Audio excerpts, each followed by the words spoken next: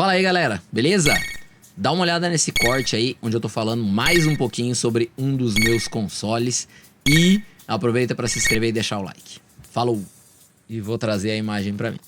Gente, ó, hoje, diferente dos outros dias, a gente acabou o jogo em 1 hora, né? Acabamos o jogo num tempo mais rápido que o previsto. Então, é bem possível que a gente consiga parar um tempinho pra conversar, coisa que a gente não costuma fazer sempre. O Lucas já tinha sugerido que a gente fizesse isso em outra live, infelizmente não deu tempo. O Gabriel comemorou, tá falando parabéns, valeu aí, Gabriel. Assim, usando o save state é mais fácil, embora não seja um jogo tão simples, é um jogo muito mais fácil de ser terminado com o recurso de você poder salvar e carregar para não perder vida. Eu acredito até que o charme desses jogos, em você zerar eles originalmente no console, é você dar conta de vencer o desafio com o número de vidas que você vem, porque de fato é muito pouco, né? Você tem 3 vidas e ali ao longo do jogo você pode farmar algumas vidinhas. No Mario é um pouco mais fácil que no Sonic, dá pra você achar uns esquemas pra farmar bastante vida, e aí você consegue viver o suficiente pra fazer o final do jogo. Mas seja no Mario, seja no Sonic, independente da plataforma, se você tá jogando no Nintendinho, se você tá jogando no Mega Drive, você tinha muito mais trabalho antigamente pra pegar um título e jogar, fazer uma run do começo ao fim, do que hoje em dia com os emuladores, né? O recurso do emulador ajuda demais a gente poder conhecer esses títulos e principalmente poder explorar eles, jogar até o final. Na época que eu jogava no console original era muito mais difícil, você tinha que adquirir muito mais habilidade pra dar conta de terminar o jogo. Não, por exemplo, tô lembrando aqui do Alex Kidd em Miracle World, que é um jogo que eu tinha de Master System. Quantas vezes o jogo era meu, eu jogava ele com certa frequência, eu ia fazer uma run e não conseguia terminar. Eu morria no meio, porque dei azar, morria com os bichos besta no meio do jogo e de repente não terminava o jogo. Então tinha todo um lance da curva de dificuldade ser muito maior, porque o jogo era menor em tamanho, né? Você tinha que morrer, voltar do começo, jogar de novo, até você dar conta de terminar. O Lucas já tá falando pra já colocar o Castlevania. Vou lembrá-los mais uma vez que a ideia é a gente primeiro eliminar esses jogos que estão pendentes, os jogos que eu joguei, comecei por sorteios aí que a gente foi fazendo pra ver quem queria jogos diferentes. E tô tentando terminar 1 a 1. Então agora a gente venceu aí o desafio do Mario. Já dá pra fazer um vídeo editado depois com a live completa do começo, né? Do primeiro mundo até o último mundo, que eu acho que é bacana pra quem quer ver o jogo, saber como é que o jogo funciona. Aí vai ter uma run pra você ver ele do começo ao fim. Mas normalmente no meio da live, que é mais ou menos esse horário, a gente passou um pouquinho, né? Normalmente a gente faz uma parada 9h30, então agora é 9h45. E aí a gente normalmente faz uma parada pra falar um pouquinho de coleção, pra falar um pouquinho dos consoles que a gente tem, porque isso era uma curiosidade que muitas vezes os alunos tinham, o pessoal queria saber como é que era e tal. O Gabriel tá falando que também usava Save State, o Gabriel falando que o Alex Kidd é top, então eu gosto pra caramba do Alex Kidd Miracle World, eu tinha esse jogo. E quem sabe, mais pra frente será um dos jogos que a gente vai jogar juntos aí. E o Lucas tá falando de novo do Castlevania. Castlevania 3, Castlevania tal, então... Castlevania é aquela história. Isso é um negócio meio meu, eu vou ser honesto. Eu não gosto de pegar jogo no meio. Eu não quero pegar, tipo, vou jogar o Super Mario 3. Eu não quero pegar, vou jogar o Castlevania 3. Se tem um Castlevania 1 e tem um Castlevania 2, primeiro você joga o 1, depois você joga o 2, depois você vai jogar o outro. Eu só joguei numa ordem diferente o God of War, pra quem acompanhou as lives aí que a gente fez a God of War tona do mês de maio, que ficou o mês inteiro jogando God of War Ascension, que a gente estabeleceu uma ideia diferente no caso do God of War. A gente quis seguir a história do Kratos, a linha cronológica. Então a gente pegou o God of War Ascension, porque cronologicamente essa história seria a mais antiga dele, a história que ele tá mais novo, e aí depois a gente vai continuar os jogos do God of War ainda. Então quando eu pego um jogo pra jogar, um título, se eu for jogar sequências dele, eu vou jogar depois desse título. O que eu quero dizer com isso? Eu quero dizer pro Lucas em especial, que se a gente for jogar o Castlevania, eu vou querer jogar o 1. O que provavelmente deve ser difícil, porque o Castlevania 1 eu nem sei se eu tenho aqui a ROM ou se eu tenho o cartucho para poder jogar, mas teria que ir atrás, se for o caso, para começar do primeiro e tentar entender a história. Porque eu sei a história do Castlevania, mas muito por cima. Eu sei que tem a família Belmont, eu sei que eles enfrentam o Drácula, eu sei que na história do Symphony of the Night o personagem principal é o Alucard, que tem já um parentesco com o Drácula, tipo meio vampiro já. Mas a história dos Belmont e como funciona o enredo, eu sei muito superficialmente. Então, seria muito importante para eu poder conhecer a história, jogar desde o primeiro. Então, se a gente for jogar os jogos do Castlevania, eu até acho que é uma boa ideia. Castlevania é uma franquia legal e muito bem querida, né, por muita gente. Eu vou querer jogar do primeiro. Aí o Lucas tá falando que se quiser conta a história agora, calma, respira. Respira. A hora que chegar o momento do Castlevania, a gente pega do primeiro e vai. Mas é o que eu falei, a gente tem jogos pendentes e a ideia é jogar um pouquinho cada um deles. Então a gente deve jogar primeiro o Pokémon, que a gente já tá com ele começado, uma run, que foi votação também de você, jogou o Firehead, e a gente foi até a primeira cidade, se não me falha a memória, acho que a gente ganhou do primeiro desafio contra um líder de ginásio, e a gente ainda tem que rodar o ambiente inteiro lá para poder finalizar o jogo e vencer a Elite dos 4. Então, tem jogo pela frente. Esse daí vai dar trabalho, vai ter que ser várias lives, ou fazer lives maiores, não sei, pra gente dar conta de terminar o Pokémon. A gente tem o Chrono, que foi iniciado, o Chrono Trigger, que é uma versão que a gente está jogando marrom já traduzida para português, que facilita para todo mundo poder acompanhar a história. Então é um jogo de Super Nintendo, mas traduzido. E é traduzido por fãs, tá? É traduzido por fãs brasileiros da história, porque assim, sem sombra de dúvida, é uma das melhores histórias de RPG que eu já joguei na minha vida, e aí eu acho bem legal trazer isso pra vocês, assim como eu também trouxe no começo do canal algumas coisas que tem muito a ver com o Fabrício enquanto gamer, né? Então eu comecei mostrando um pouco de Dungeons and Dragons, que era jogo de arcade, fiz jogo de luta, joguei o Street Fighter 2, que eu jogava muito no fliperama, ainda tenho vontade de trazer algumas coisas que eu não trouxe, tipo Tartarugas Ninja, que eu gostava de jogar no fliperama, ou o Simpsons, que eu jogava muito também em arcade fora de casa. Em algum momento eu quero trazer esses jogos também, mas sem sombra de dúvida, as opiniões de vocês, as coisas que vocês querem ver a gente jogar também vão fazer diferença pra gente escolhendo os títulos aí daqui pra frente. Olha lá, o Lucas já tá começando a contar a história do Alucard pra gente poder falar sobre. Mas antes da gente falar de Castlevania, vamos fazer aquele comentário que a gente falou que faria, que é falar um pouquinho de coleção.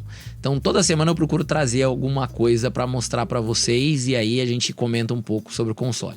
Esse em especial, eu não sei se eu tenho toda a história de cabeça, mas qualquer coisa, como a minha esposa tá aqui do lado, eu vou perguntando pra ela, ela vai lembrando. Porque eu lembro que a gente conseguiu esse na troca, se não me falha a memória, por um Game Gear que a gente levou pro cara, que era uma carcaça de Game Gear que a gente tinha comprado e que não funcionou. Mas o cara queria a carcaça, porque a carcaça ele ia poder substituir num corpo de outro Game Gear. Porque eu cheguei a ter 2 Game Gears. Eu comprei um, tentei mandar arrumar, não teve manutenção, comprei outro, e aí esse primeiro tinha ficado sobrando. Aí apareceu um negócio que um cara queria se desfazer do Odyssey, e a gente acabou indo lá e fez negócio com o rapaz. O Odyssey é um console da Philips, da Magnavox Philips. E ele é um console de concorrência com a Atari, pra vocês terem uma ideia. Uma coisa bem antiga. Vou mostrar pra vocês um pouquinho da criança, mas esse dá um certo trabalho pra mostrar. É esse cara aqui, ó. Ele é grandão, ó. Tô segurando ele porque os controles não são nem destacáveis. Os controles eu posso esticar, mas não posso tirar daqui. Eles não tinham um encaixe de joystick. E esse cara, o Odyssey, ele era um console considerado à frente do seu tempo. Desculpa aí, tive que guardar ele ali, tá num lugar horrível, né? Não sei porque que ele tá colocado num lugar que ele mal cabe, mas tudo bem. E aí, ele tá ali na família, na geração de console ainda do Atari, né? Só que assim, se você compara os gráficos e os títulos do Odyssey com os do Atari, sem sombra de dúvida, o que saiu pro Odyssey era muito mais avançado, os jogos eram mais rápidos, era mais dinâmicos, você via melhor as coisas na tela. E aí tem algumas coisas no nosso Insta lá, no nosso Colecionadores, pra mostrar pra vocês. Deixa eu ver se eu consigo colocar ele aqui pra vocês verem. E compartilhar a tela, evidentemente. Aqui tá o Insta do nosso Colecionadores, onde tem bastante coisa que a gente tem. E aí a minha esposa fez um vídeo sobre limpeza e higienização do Odyssey primeiro, que foi o vídeo que ela fez mostrando como ele chegou na nossa mão e o que ela precisou fazer para poder limpar junto aí, para poder resolver os problemas. É que assim, né, console que tava guardado na casa de alguém, deve ter ficado acumulando poeira por muito tempo, veio com alguns jogos e aí veio completamente sujo. Ela deixou um vídeo aí de como ele veio e como é que ele ficou depois da limpeza.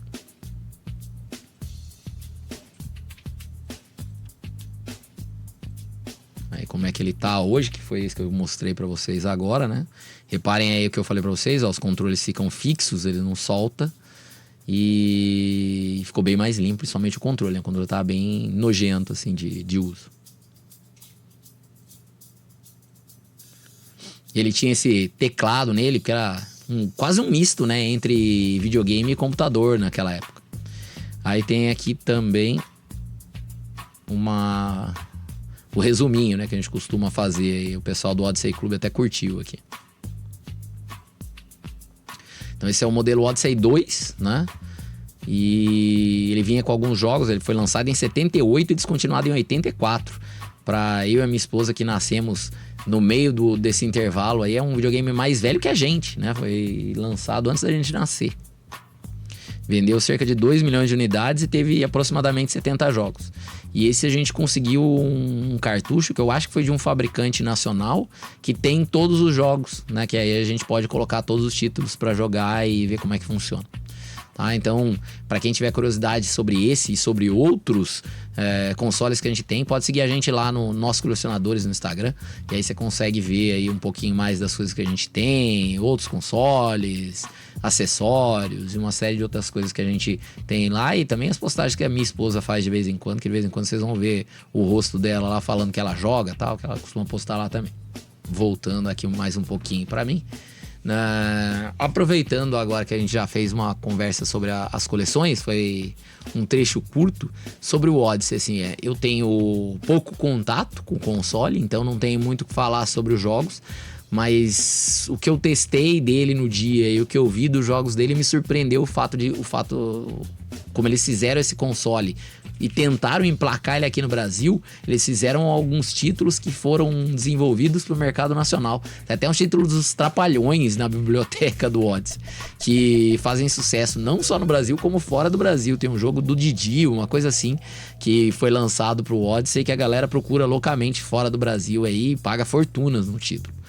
E a gente tem alguns cartuchos originais e mais esse cartucho multijogos que alguém fez e que dá pra você jogar todos os títulos do Odyssey. Então é bem legal pra poder fazer isso. Aí o pessoal tá me falando que é bem antigão, perguntando dos meus consoles qual que é o favorito. É assim, eu não tenho muito favoritos, mas os consoles que eu mais joguei foram os da Sony. Então eu acabo tendo um apreço um pouco maior, porque neles que eu joguei a maior parte dos títulos assim que me impressionaram. Desde o Play 1 em diante, muita coisa da Sony me impressionou muito. E assim, eu acabo gostando muito do Play 1, do Play 2, mesmo do Play 3, que a galera não gosta tanto, eu gostei. Mas eu só fui ter o Play 3 bem depois. Eu tive Xbox 360 por bastante tempo, por causa da questão do desbloqueio, que era muito mais fácil você ter acesso a muitos títulos. E se a gente botar de lado aí aquela questão de falar sobre a pirataria, o país que a gente mora, as condições do Brasil, não faz muito sentido você pagar os preços que o pessoal estava tentando praticar para vender jogos. Então, acho que game, né, o cenário game se popularizou muito no Brasil também por conta dessa questão do desbloqueio. Então, para quem era criança e não tinha muito acesso a dinheiro, não era rico, como era o meu caso, né, que veio de bairro de periferia, estudou escola pública, aquela coisa toda, ter acesso a jogo que custava 3 por 10 na feirinha, você fazia festa, você comprava um monte de título e ficava lá jogando. Agora, hoje em dia, se a gente tem condição de ter um título original, claro que vale a pena você ter. Ainda é aquela questão de equilíbrio entre a relação custo-benefício dos títulos. Mas eu gosto bastante dos consoles da Sony, respondendo a pergunta, e entre eles eu vou selecionar o PlayStation 2 como o PlayStation que assim mais me impressionou. Mas eu tenho apreço ainda pela Nintendo, em especial pelo Super Nintendo, que foi o primeiro console que eu comprei com meu dinheiro quando eu comecei a trabalhar.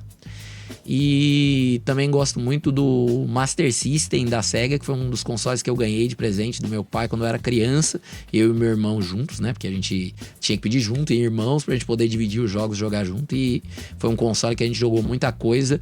E eu joguei meu primeiro RPG lá, que foi o Phantasy Star, que a Tectoy traduziu para português, e foi ali que eu comecei a jogar muito RPG. E é por isso que eu também gosto muito desse estilo, né? Talvez se eu não tivesse sido apresentado ao Phantasy Star enquanto criança, talvez eu não tivesse jogado Final Fantasy, Chrono e tantos outros títulos que fizeram eu ser obrigado a aprender inglês para poder entender o que estava acontecendo. O Lucas tá falando qual videogame mais vendido da história. Olha, Lucas, essa briga tá boa. Parece que ainda é o Play 2, Mas o Nintendo Switch parece que estava chegando muito perto de quebrar essa marca do Play 2 e talvez no tempo de vida, já que ainda não saiu o Switch 2, dê tempo da Nintendo fazer o seu console passar na frente. Eu acho que o Switch já é o mais vendido da Nintendo hoje, ou tá muito perto disso, né, de bater a marca do Wii, mas eu sei que eles estavam com a ideia de que o Nintendo Switch quebrasse essa marca antes de sair os próximos. Minha esposa tá com a lista aqui, o que foi o mais vendido? Conta aí. 155 milhões é o Play 2. Play 2 com 155 milhões de unidades vendidas é o campeão, segundo essa lista que ela viu, que eu não sei de onde é. Se for do Wikipedia, pode não ser mais verdade, tá? Mas tudo bem. Aí veio o Nintendo DS. E aí depois vem Nintendo DS ali pertinho. 154. Então tem que ver então se tem uma lista mais atualizada, porque o Switch parece que já tinha passado o DS na última vez que eu tava acompanhando. Então tem que dar uma olhadinha. Deixa eu ver o que mais. O Lucas tá comentando que o Play 2 é o favorito, que foi o primeiro videogame. Curto bastante Play 2, acho um console bem legal. Tem muito título bacana nele, assim, e que revolucionou a indústria. Passou o Game Boy? Tá. O que mais? O Gabriel tá comentando que o primeiro console dele foi o Xbox 360. Também tive, é o que eu falei, tive o 360 antes de ter o Play 3. Pra ser bastante honesto, o que me levou a comprar o Play 3 foi o God of War 3.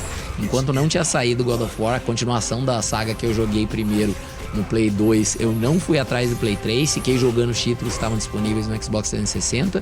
E aí quando anunciou que ia lançar o God of War 3, eu lembro de falar pra minha esposa, chegou a hora, vamos atrás de comprar um PlayStation 3, porque eu quero jogar God of War 3 direto no console. Aí a gente foi atrás, encontrou alguém vendendo e foi buscar em São Paulo, numa história extremamente maluca. A gente foi parar num posto de gasolina. O cara foi vender um PlayStation 3 no posto de gasolina. A gente chegou em São Paulo, no posto de gasolina, tava eu, minha esposa e meu sobrinho, o Heffer, que de vez em quando também aparece pra assistir live aqui. E a gente ficou lá esperando o cara trazer uns jogos que estavam na oferta que ele colocou no Mercado Livre. Foi buscar em loco, porque eu queria ver o console e testar, então eu combinei de ir lá pra buscar. E a gente foi, esperou, o cara não trazia os jogos de jeito nenhum. Fiquei lá, almocei num restaurante do lado do posto, voltei, demorou, começou a ameaçar chover. Eu falei pro cara, ó, não vou esperar mais, vou pagar menos e vou embora, porque eu vou levar a diferença em dinheiro pra poder comprar os jogos que você me prometeu lá em São José.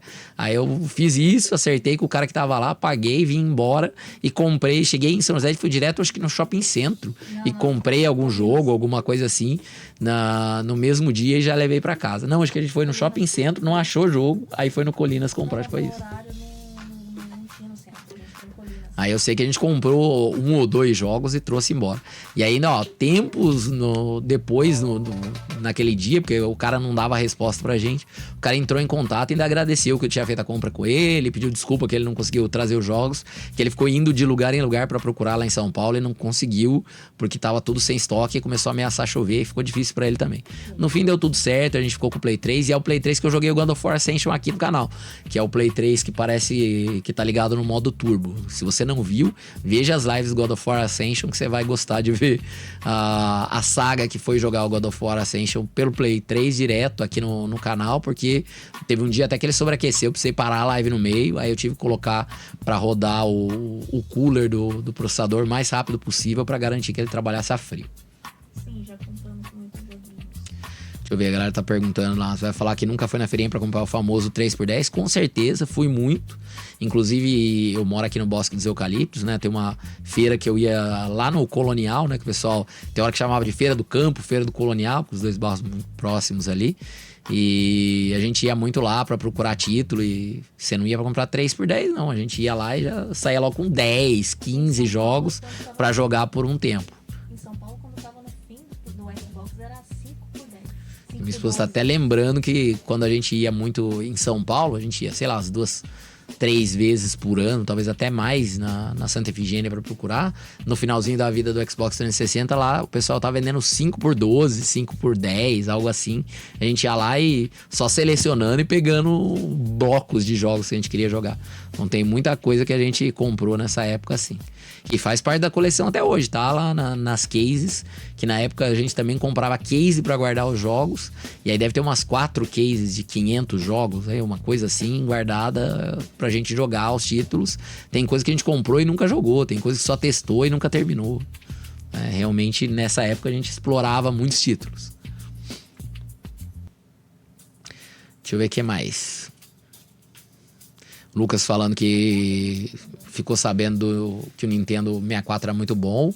Então, o Nintendo 64 é muito legal, assim, mas eu também não tive na época, vim ter agora, por conta da coleção. A gente vê que muitos jogos daquela época ficaram um pouco datados hoje em dia. Então tem muita coisa legal, tem muita coisa que ainda dá vontade de jogar, né? Talvez, principalmente porque eu tenho nostalgia do Super Nintendo com o Zelda, gostaria de jogar o Zelda inteiro, né? Eu já joguei um pedaço do Ocarina of Time, mas nunca joguei ele inteiro, gostaria de pegar ele do começo ao fim, pra ver se depois eu pego o Majora's. Majora's Mask é um título que eu sempre tive vontade de jogar, com esse lance das máscaras e a história um pouco mais sombria, com aquela lua com cara de má lá, querendo esmagar a cidade de Hyrule. Então talvez eu jogue ele também mais pra frente aqui com vocês. E aí o Lucas tá comentando a famosa luta do elevador. Luta do elevador, não sei qual é essa luta do elevador. Conte detalhes sobre isso, qual é a luta do elevador. E aí, você gostou desse corte? Então fica ligado que em breve vai ter mais. E todo sábado a gente faz gameplays, tanto aqui quanto em outros canais com o mesmo nome, Games com Fabrício. Aproveita para se inscrever, usa o botão vermelho aqui embaixo. Espero vocês. Tchau, tchau.